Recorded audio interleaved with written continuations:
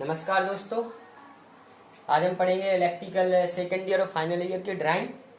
और हमने पिछली क्लास में पढ़ा था एस्टिमेटिंग एंड कॉस्टिंग के बारे में और इसके बाद उसके अनिवार्य तत्वों के बारे में। और आज हम पढ़ेंगे क्या, सूची मूल्य तथा शुद्ध मूल्य। तो सबसे पहले हमें ये पता होना चाहिए कि सूची मूल्य होता क्या और शुद्ध मूल्य क्या होता है।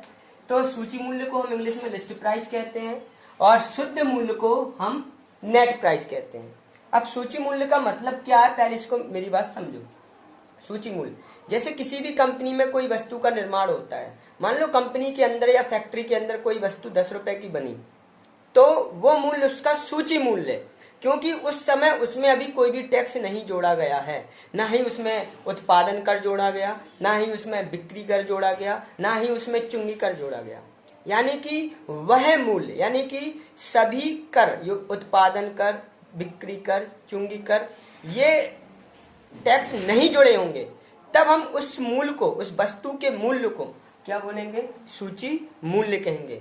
और अब शुद्ध मूल्य क्या होता है, अब उसी सूची मूल्य जो होता है उसी में अगर हम टैक्स को जोड़ दें, टैक्स जैसे उत्पादन कर, बिक्री कर, चुंगी कर, यदि हम टैक्स को जोड़ देंगे तो क्या कहलाएगा, वो शुद्ध मूल्य कहलाएगा। तो सूची मूल्य वह मूल्य होता है जिसमें किसी भी प्रकार का टैक्स नहीं जुड़ा होता है, उसे हम सूची मूल्य कहते हैं। और यदि वस्तु के उत्पादन मूल्य में हम सभी करों को जोड़ देते हैं, जैसे आजकल सभी का एक ही कर दिया गया है, जीएसटी, गुड्स सर्विस टैक्स, यदि टैक्स जुड़ गया तो शुद्ध मूल्य, यदि टैक्स नहीं जुड़ा तो सूची मूल्य। यानी कि सूची मूल्य वह मूल्य होता है जिसमें कोई भी टैक्स नहीं जोड़ा जाता है और शुद्ध मूल्य वह मूल्य होता है जिसमें टैक्स जोड़ा जाता है। ओके बस दोस्तों, अब हम चलेंगे, अभी हमने सूची मूल्य पढ़ा, शुद्ध मूल्य, अब हम पढ़ेंगे मूल्य सूची। मूल्य सूची क्या होती है, मूल्य सूची जिसे हम बोलते हैं प्राइस लिस्ट। प्राइस लिस्ट किसे कहते हैं, देखो प्राइस लिस्ट के बारे में पढ़ेंगे। जब आप किसी भी दुकान पर जाओगे, जब आप दुकान पर जाओगे तो कोई कुछ सामान खरीदोगे, तो जब आप सामान खरीदोगे तो दुकानदार आपको एक पर्ची बनाकर देगा कि आपने क्या क्या उस सामान में क्या क्या सामान खरीदा है, और उसके सामने वो उसका क्वांटिटी लिखेगा, कितना सामान खरीदा है, और उसके सामने वो उसका रेट लिखेगा। जो आप पर्ची लेके आते हो बाजार से, जो भी, उसे ही हम मूल्य सूची बोलते हैं।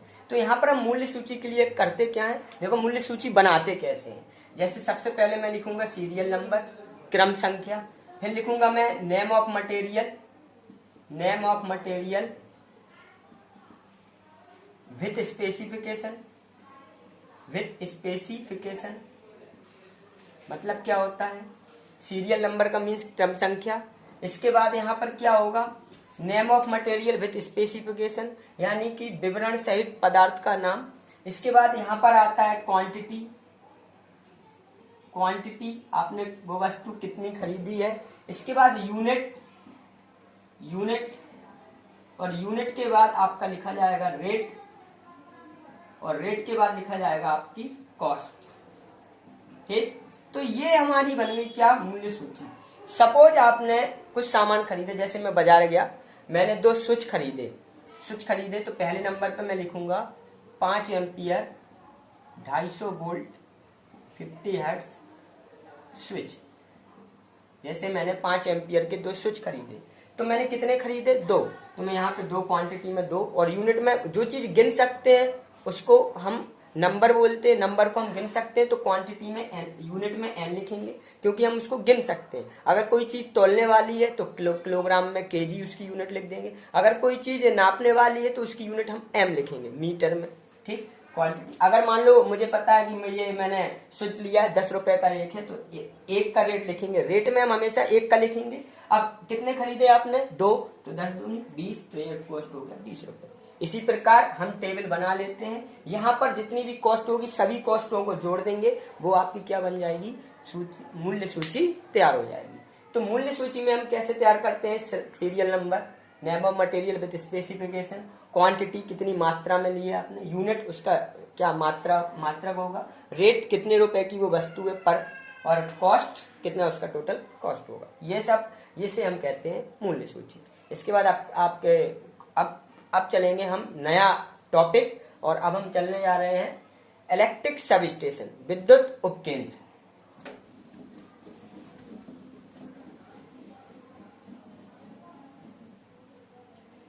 अब यहां से न्यू चैप्टर स्टार्ट हो रहा है, इलेक्ट्रिक सब स्टेशन।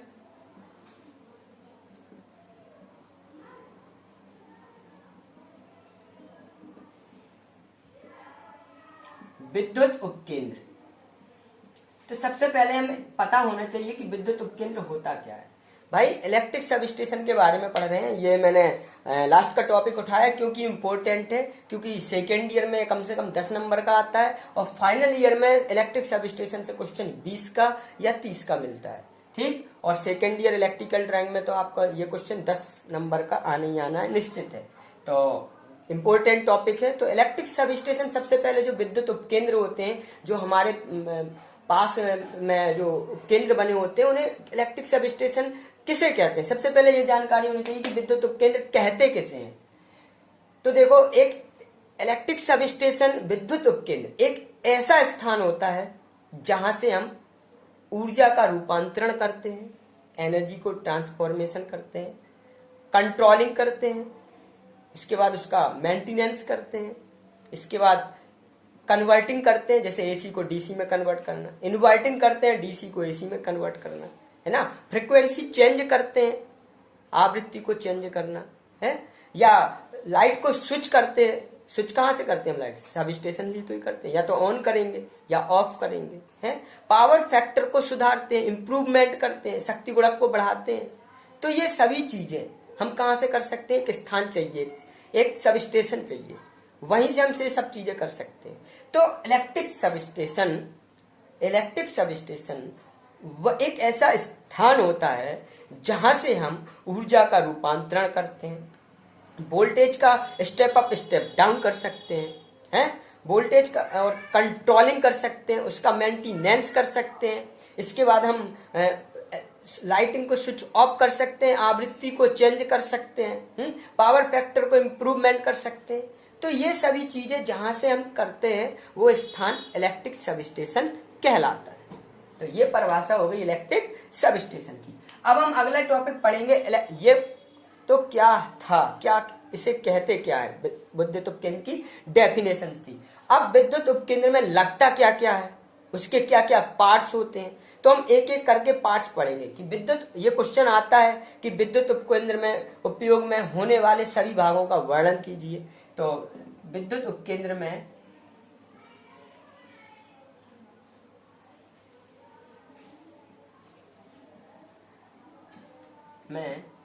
लगने वाले सभी भागों का वर्णन। तो अपन कुछ टॉपिक अभी देख लेते हैं, कुछ टॉपिक नेक्स्ट क्लास में देख लेते हैं। तो सबसे पहला टॉपिक आता है इलेक्ट्रिक सब स्टेशन के अंदर, जो सबसे फर्स्ट, जो जिसका सबसे मेन रोल है, वो है ट्रांसफार्मर, जिसे हम हिंदी में पढ़ना मित्र भी कहते हैं। तो ट्रांसफार्मर के बारे में लिखना होगा ये कि भाई ट्रांसफार्मर करता क्या है। तो ट्रांसफार्मर एक स्टैटिक मशीन है, स्टैटिक है, डायनामिक तो है नहीं, क्योंकि इसके अंदर कोई भी रोटेटिंग पार्ट्स नहीं होता है, कोई भी घूमने वाला पार्ट्स नहीं होता है। जिस मशीन के अंदर घूमने वाला पार्ट्स होता है उसे हम डायनामिक मशीन बोलते हैं, और जिस मशीन के अंदर घूमने वाला पार्ट्स नहीं होता है उसे स्टैटिक मशीन बोलते हैं। तो ट्रांसफार्मर में क्या होती है? सिर्फ एक कोर होती है और बाइंडिंग होती है और रखा होता है, उसके अंदर कोई भी घूमने वाला पार्ट्स नहीं होता, इसलिए ट्रांसफार्मर कैसी मशीन है?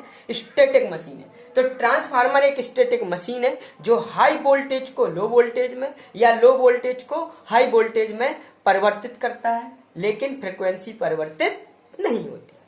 समझ गए? फ्रीक्वेंसी और पावर ट्रांसफार्मर में कभी चेंज नहीं होता है। सिर्फ चेंज क्या होता है? या तो हाई वोल्टेज की लो करंट को लो वोल्टेज की हाई करंट में, या लो वोल्टेज की हाई करंट को हाई वोल्टेज की लो करंट में परिवर्तित करता है। तो ट्रांसफार्मर एक ऐसी स्टैटिक मशीन है जो हाई वोल्टेज की लो करंट को लो वोल्टेज की हाई करंट में, या लो वोल्टेज की हाई करंट को हाई वोल्टेज की लो करंट में परिवर्तित करता है, लेकिन फ्रीक्वेंसी परिवर्तित नहीं होती। ये काम हो गया किसका? ट्रांसफार्मर। सेकंड नंबर पे पार्ट्स होता है क्या? Lighting arrester. लाइटिंग अरेस्टर, जिसे हम हिंदी में तड़क निरोधक भी बोलते हैं। ये इसका कार्य क्या होता है, ये ट्रांसफार्मर के जस्ट ये इनपुट पे और आउटपुट दोनों जगह लगता है। लाइटिंग अरेस्टर का कार्य क्या होता है, लाइटिंग अरेस्टर का कार्य होता है या तो अगर ट्रांसफार्मर के ऊपर बादल की बिजली गिर जाए या कहीं पर शॉर्ट सर्किट हो जाए, तो जो शॉर्ट सर्किट होगी या बादल की बिजली गिरेगी, इससे क्या होगा, हाई करंट डेवलप होगी, है ना। इससे किसी भी व्यक्ति को विद्युत का झटका लग सकता है। तो ये हाई करंट को, लाइटिंग अरेस्टर उस हाई करंट को या बादलों की बिजली को है उसको जमीन में भू विभव कर देता है, यानी कि अर्थिंग कर देता है। वो पूरी की पूरी करंट कहाँ चली जाती है, जमीन में चली जाती है और हमारे सभी पार्ट्स सुरक्षित रहते हैं। तो ये काम होता है किसका, लाइटिंग अरेस्टर का। थर्ड नंबर पर आता है अपना आइसोलेटर। आइसोलेटर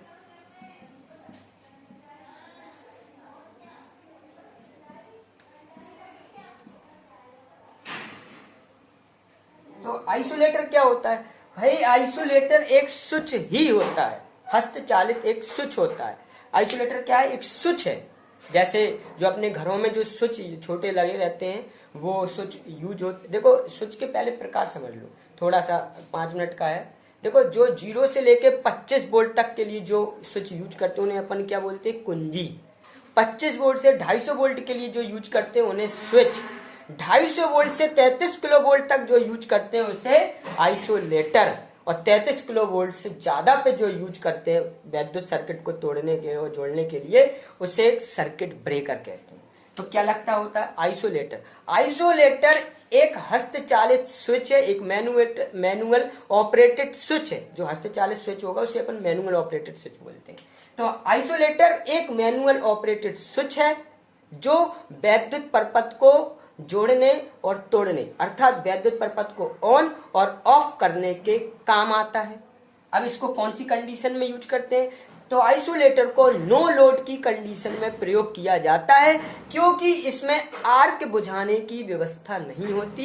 क्योंकि जब क्या करेंगे, जब अपन इस स्विच को आइसोलेटर को हटाएंगे ऐसे, तो जब ये हटेगा तो इसके बीच में चिंगारी आर्क निकलेगी, तो इसमें आर्क बुझाने की व्यवस्था नहीं होती है। इसलिए उसकी जगह फिर हम आगे यूज करते हैं सर्किट ब्रेकर, क्योंकि उसमें आर्क बुझाने की व्यवस्था होती है। तो आइसोलेटर क्या होता है, आइसोलेटर एक मैनुअल ऑपरेटेड स्विच है जो वैद्युत परपथ को जोड़ने और तोड़ने का काम आता है। इसे नो लोड पर प्रयोग करते हैं और इसमें आर्क बुझाने की व्यवस्था नहीं होती। इसके बाद अगले नंबर पे जो आता है वो आता है क्या, सर्किट ब्रेकर।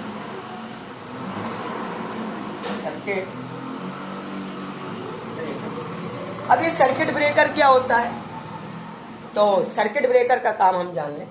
तो सर्किट ब्रेकर एक मैनुअल ऑपरेटेड और ऑटोमेटिक दोनों प्रकार का स्विच है।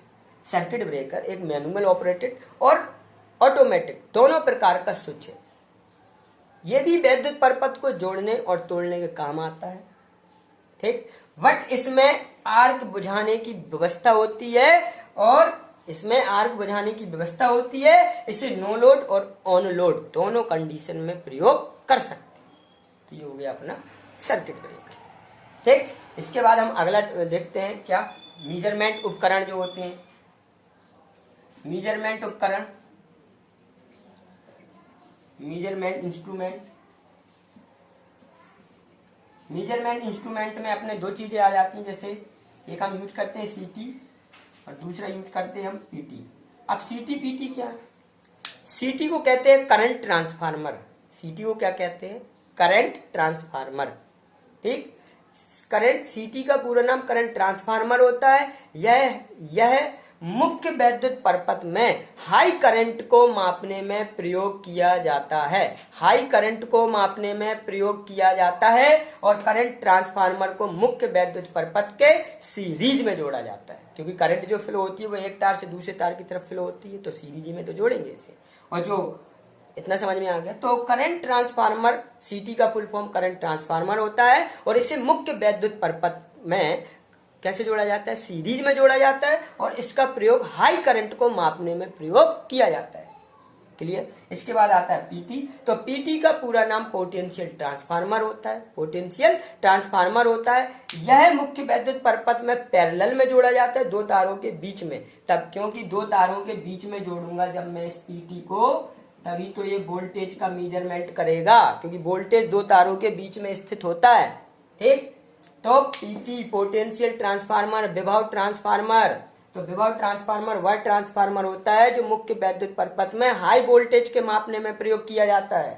ठीक, और इसे मुख्य वैद्युत परपथ के पैरेलल में जोड़ते हैं। ओके, तो ये इतने पार्ट्स पढ़े हैं। अभी कुछ पार्ट्स और भी है जो हम अगली वीडियो में डिस्कस करेंगे। ओके, तो आज के लिए इतना ही काफी है, और इतना सब कुछ नोट कर ले, पढ़ ले, और इसके बाद हम अगली क्लास में इसके कुछ पार्ट्स के बारे में और पढ़ेंगे। ओके, अगर हमारी वीडियो अच्छी लगी हो तो लाइक करें, शेयर करें, सब्सक्राइब करें, और प्रेस बटन जरूर दबाएं, क्योंकि जब आप प्रेस बटन बेल आइकन जरूर दबाएं। जब आप बेल आइकन दबाओगे तभी मेरी वीडियो आप तक पहले नंबर पर पहुंचेगी। ओके दोस्तों, तो आज के लिए इतना ही काफी है। Thank you.